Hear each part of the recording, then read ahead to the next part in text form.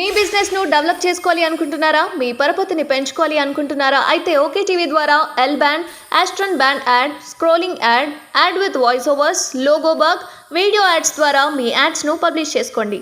సంప్రదించవలసిన phone number 8520917933. Hi hello అందరికీ నమస్తే, వెల్కమ్ టు ఓకే టీవీ. నేను మిస్ శ్రావ్య. ప్రస్తుతం మనం నిజామాబాద్లో ఉన్నాము. సో ఇక్కడ నిజామాబాద్లో గ్రౌండ్ రిపోర్ట్ ఎలా ఉంది? సో బీజేపీ వర్సెస్ కాంగ్రెస్ గట్టి ఫైట్ అయితే జరుగుతూ ఉంది. సో దీని గురించి మాట్లాడడానికి మనతో పాటు బుసపూర్ శంకర్ గారు ఉన్నారు, బీజేపీ. నమస్తే అండి.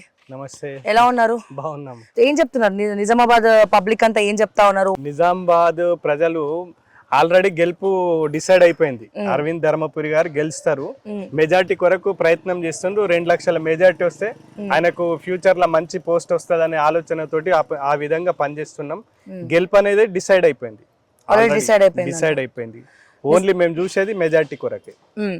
కానీ ఇక్కడ చూసుకున్నట్టయితే అరవింద్ గారి మీద కూడా చాలా ట్రోల్స్ నడుస్తా ఉన్నాయి. ఈసారి అంటే చాలా సార్లు అవకాశం ఇచ్చాము అరవింద్కి, ఈసారి కాంగ్రెస్ కి ఇస్తాము.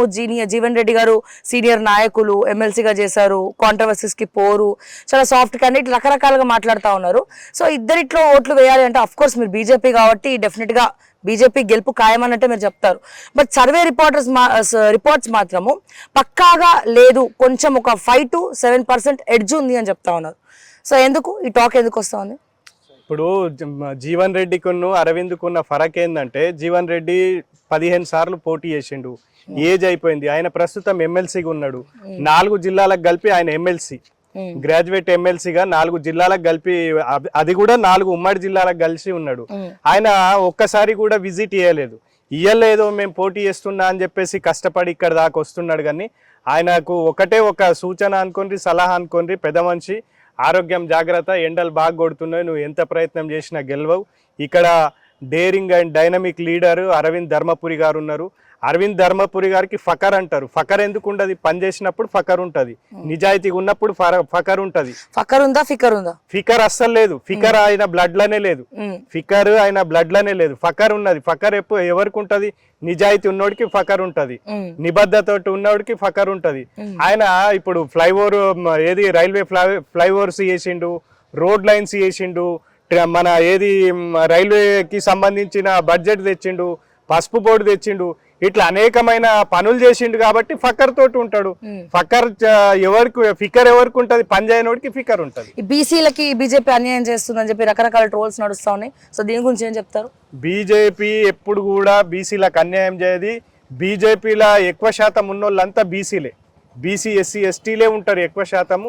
ఇది బడుగు బలహీన వర్గాల పార్టీ, ఇది కులాలకు మతాలకు దూరంగా ఉండే పార్టీ, అన్ని వర్గాలని దగ్గరికి తీసే పార్టీ. ఇది ఒక్కరి సొత్తు కాదు, ఒక కులానికో ఒక కుటుంబానికో సంబంధించిన పార్టీ కాదు. ఇది యావత్ 140 కోట్ల భారతీయుల party, Bharatiya Janata party. Final గా తెలంగాణ రాష్ట్ర వ్యాప్తంగా బీజేపీకి ఎన్ని సీట్లు రాబోతున్నాయి, అండ్ అలాగే టోటల్ దేశంలో మొత్తంలో ఎన్ని రాబోతున్నాయి? మా తెలంగాణలో అయితే ఖచ్చితంగా డబుల్ డిజిట్ వస్తుంది. ఈస్ బార్ 400 పార్, फिर एक बार मोदी सरकार, ఖచ్చితంగా फिर एक बार मोदी सरकार आएगा, फिर इस बार 400 पार आएंगे, फिर से भी मोदी सरकार बनेगा. బిల్కుల్.